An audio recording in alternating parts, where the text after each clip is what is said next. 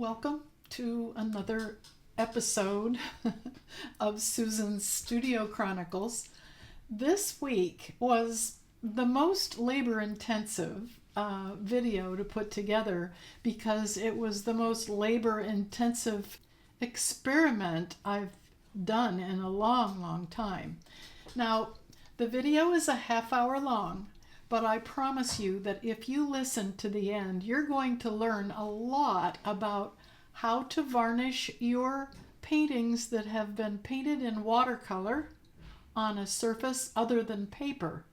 This works on paper as well, but what I'm trying to do is get out from under the glass or plexiglass and do watercolor on board and canvas and things that don't have to be under glazing.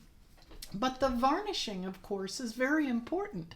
So I tried a number of things, and oh my, you're in for a little bit of success and a big disaster that I had. But in the end, I think I am onto something that I'm going to be sticking with for quite some time. So check it out, ride it all the way to the end, and I'm promising you, you're going to learn some things that you didn't know. Or maybe, anyway, I hope so.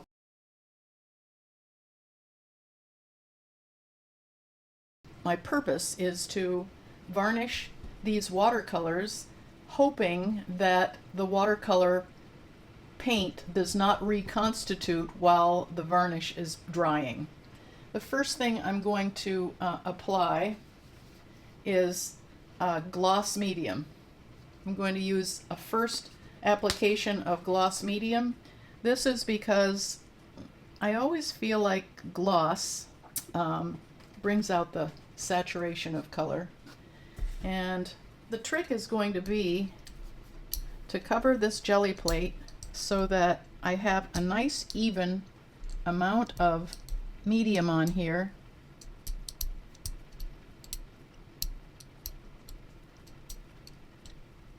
Not too much, not too little. I'm using a brayer, a 6-inch brayer, and you never put your brayer side down. You always put it down that way. Okay, so I'm going to lay my painting onto here, and I'm going to let it dry entirely, just like that. Press it down. Keep my fingers crossed that the watercolor does not dissipate. And I'm going to leave it there for maybe 20 minutes and then come back.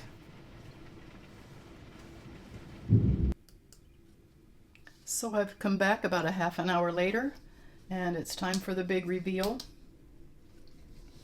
This is the Daniel Smith watercolor ground board that I have painted.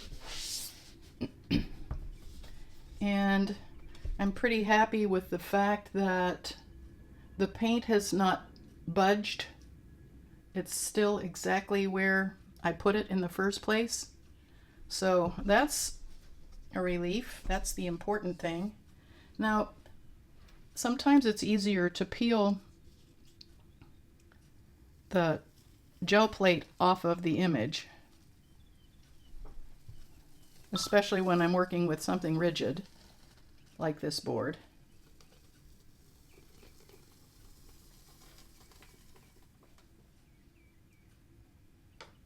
Okay, that's off, and I'm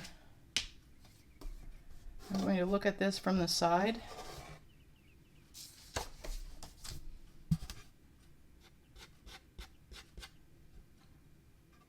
It looks pretty good.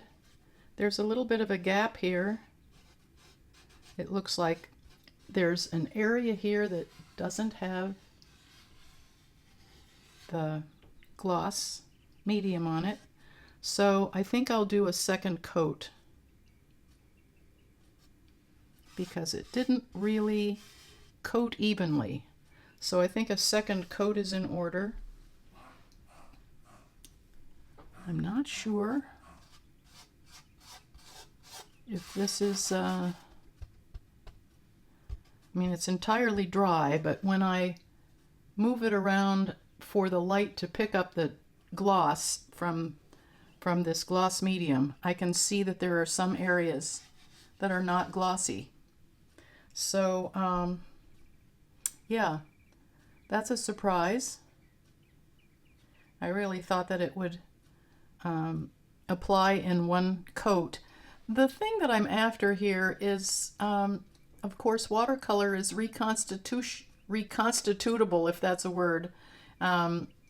If you touch it with a damp cloth, or if you spray it with water, you know, it's going to move unless it's under some sort of protection. So I'm after a way of varnishing these images so that they aren't going to budge over time, and so that, considering the fact that I don't plan on putting them under plexiglass or glass, if they get dirty, dusty, or whatever, you know, I want to be able to take a damp cloth and wipe them off and not lift paint. Of course, if this were painted in acrylics, this would be a non-issue because acrylics don't lift. But it is important to me to find a way that my watercolors can be out from under glass. So I'm going to try another coat and see where we go. I might also try, on my next I might also try a different type of varnish, something that has a little bit more body to it. We'll take a look at that next.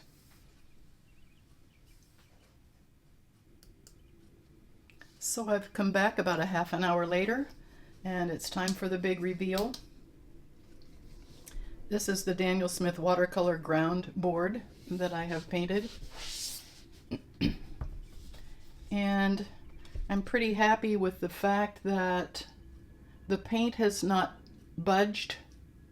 It's still exactly where I put it in the first place.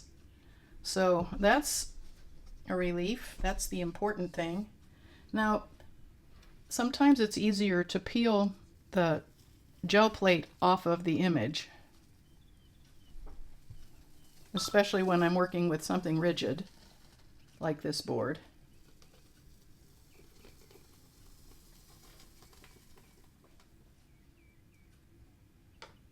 Okay, that's off.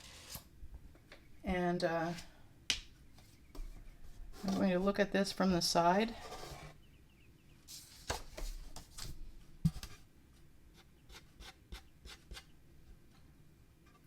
It looks pretty good. There's a little bit of a gap here. It looks like there's an area here that doesn't have the gloss medium on it. So I think I'll do a second coat because it didn't really coat evenly. So I think a second coat is in order. I mean, it's entirely dry, but when I move it around for the light to pick up the gloss from this gloss medium, I can see that there are some areas that are not glossy. So that's a surprise. I really thought that it would apply in one coat. Okay, so this is my second coat of gloss medium. I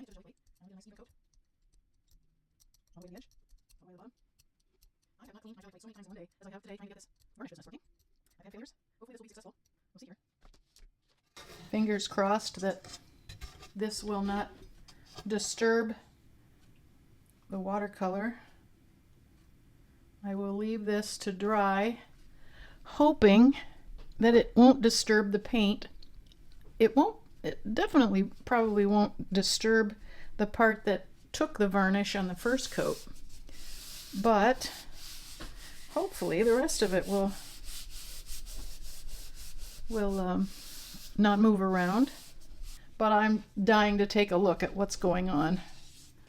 And sometimes you can see through the jelly plate what's happening. I feel like it's not disturbing the paint. I still have paint integrity where I put it in the first place. That is a relief. Now the real question is coverage, but I'm going to pull the gel plate off. It has not disturbed the colors.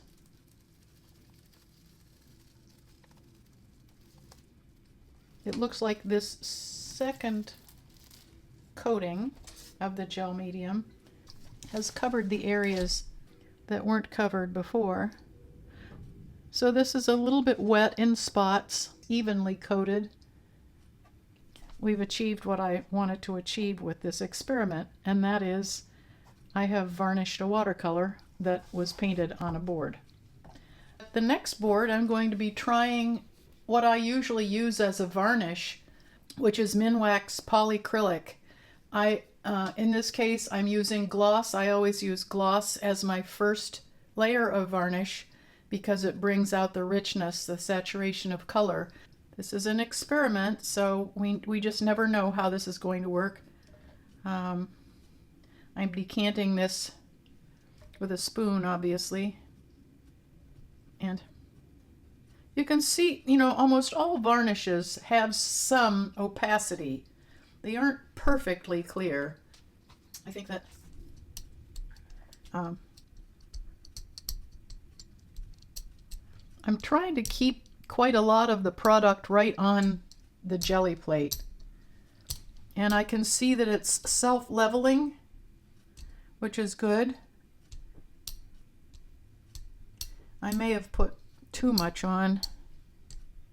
It's always a trick, and I'm trying to keep it from dripping down around the edge because I don't want a mess.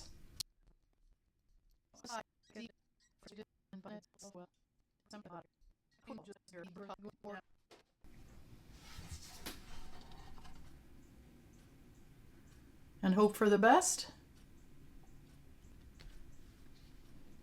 Press it in a little bit.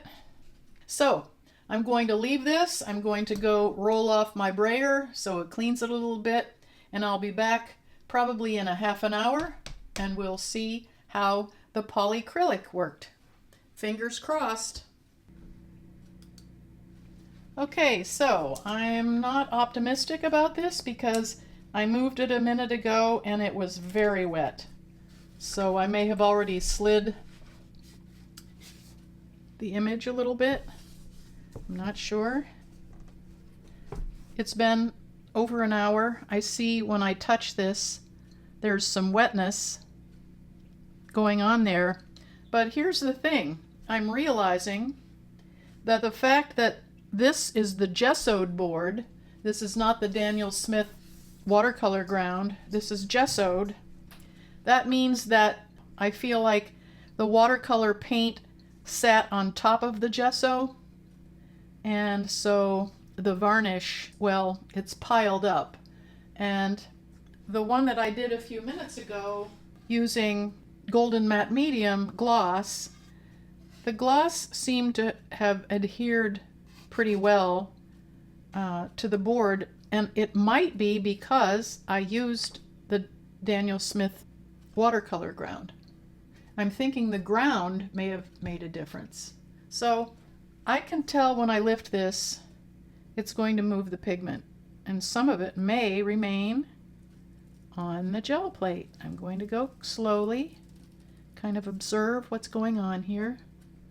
I'm going to try to shift it as little as I possibly can. I can see some paint remaining on the plate, which it didn't do with the gel medium. I'll show you what's remaining on the plate. Quite a bit. My yellow dots remained. There was a lot of paint there. I applied those with the palette knife. So, the varnish, which I applied very heavily to the gel plate, wasn't drying very well over a period of a half hour or maybe 45 minutes. It wasn't drying really at all. And it left a pretty solid amount of varnish behind. It moved the paint some. The marks are not where they were before. The final result, I don't feel disappointed by it because it's an impressionistic painting still, but the pigments certainly moved. My signature is gone. All in all, I think all of the accidents are happy accidents.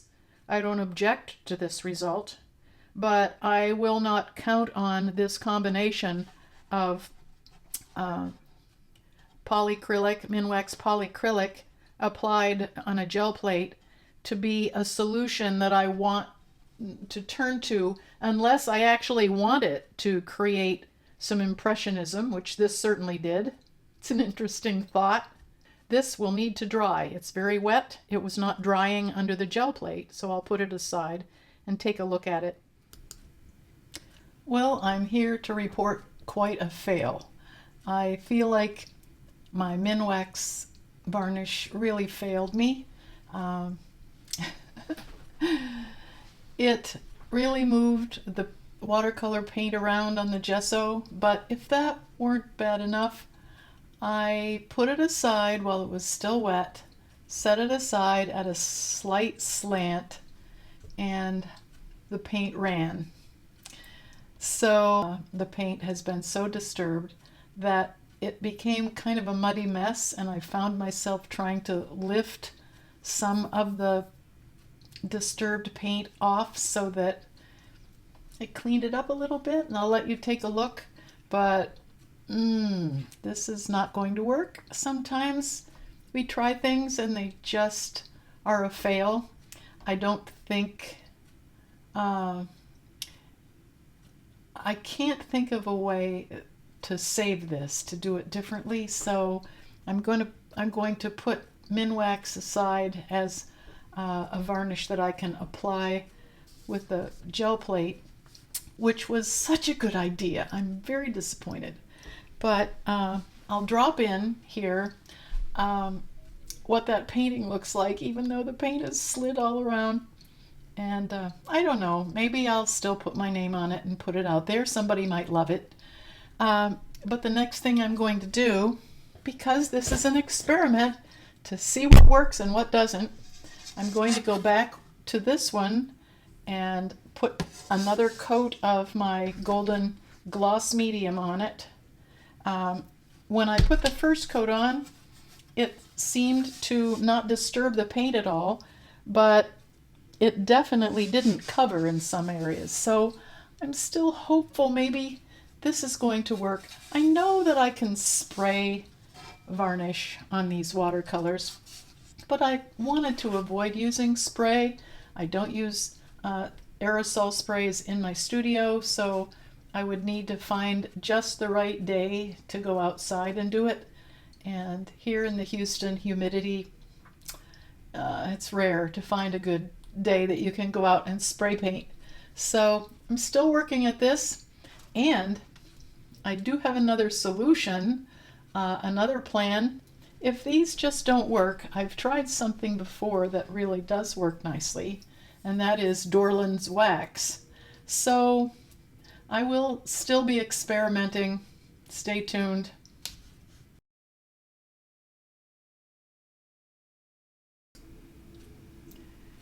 In my quest to figure out a good way to keep my watercolors out from under plexiglass or glass, the whole point is that I want to be able to varnish them or protect them in some way. Well, I experimented with a couple of things that had mixed results yesterday, but I'm going to try another idea that I have. I've used it in the past, so join me and we'll take a look. So here we are. These have been varnished using a gel plate, and this one turned out pretty well. So I have a couple more paintings here. I'll tell you about those. These are also 12-inch paintings, but these are on canvas boards. They're cardboard board stretched with canvas. These are available in packs. So today I'm not going to exactly varnish, but I am going to preserve these watercolors. This one, by the way, I have a story to tell. You may have seen several months ago, one of my Studio Chronicles showed that my sister carried this out in a rainstorm. I had painted these one afternoon, and we walked to the car, and my sister stacked these and was carrying them, and I was carrying my art supplies, and a rainstorm hit, and it just dumped water on top of this one. So these two were a pair, but this one got very wet just after I had painted it one afternoon, and these were painted in watercolor on canvas. Obviously, this is a perfect example of why you need to seal your paintings in some way or another. You need to put them under glass, under plexiglass or something. So this one ran all over the place, but yet there's something I really like about this. So I put my name on it. I feel like it's finished. You don't have to compare one to the other, but as a piece all by itself, it works for me. It's an abstracted landscape, and I rather like it. It was an accident, but I like it. So I'm going to demonstrate something different from using varnishes, but something that is an age-old method of sealing artwork, and that is to use a wax medium. Now, I only have these little jars of Dorland's wax medium. I plan on buying some big ones, but I have some samples here today. And let me read to you what it says. It says waterproofing protective top coat for watercolors, gouache, oils, cyanotype, and more. This product actually seals your painting. This is probably going to take quite a bit of this product because this is canvas. It's got a rough texture, very different from working on paper. So I'm going to have to take enough of this to seal it all the way into the canvas. I'm going to be generous with this and just use my fingers in a circular motion.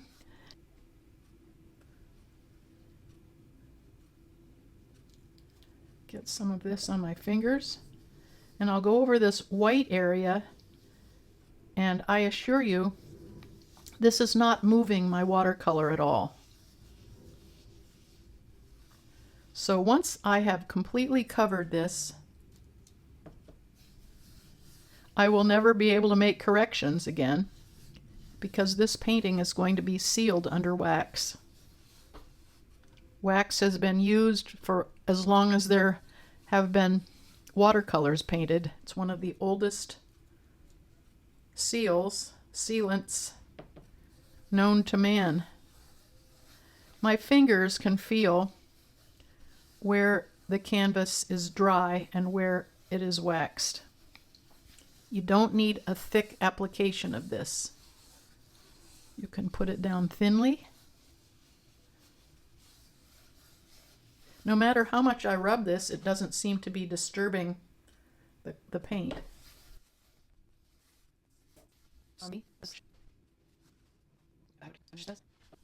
I want to be generous with the wax to make sure that there are no areas of this canvas that are not covered.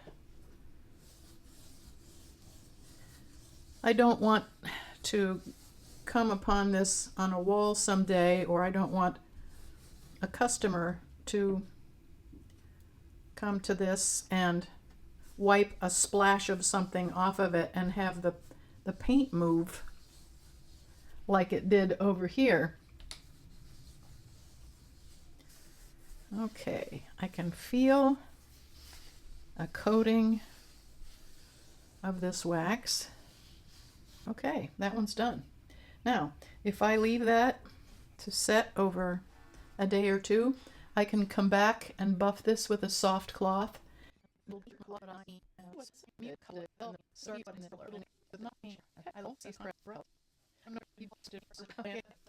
I thought about going in and changing it, but you know, once I start, quote, fixing it, I was afraid that I would lose some of the spontaneous aspects of the painting. This pigment is not budging. It's staying right where I put it. This is 100% watercolor under here, painted directly on the manufacturer's idea of gesso. It wasn't a very heavy application of gesso. They call their products gessoed, but it's barely a coating of gesso. You can add coats of gesso and sand them in between. So my fingers are gliding over this wax. So I think these are finished, and I'll set these aside, take a look at them in a day or two and buff them, and they're ready for a frame, ready to go. Thank you for joining me today. I feel like I've learned quite a bit about how to varnish and how not to varnish, and I'm really excited to have used the Dorland's wax a few more times this week. I'm pretty convinced that's a great way to seal watercolors. I look forward to painting with you again. Please subscribe and hit the little bell if you want to be reminded of my new content. Thank you for joining me. It's always a pleasure. I love to hear from you if you have questions or comments, and I'll see you another week.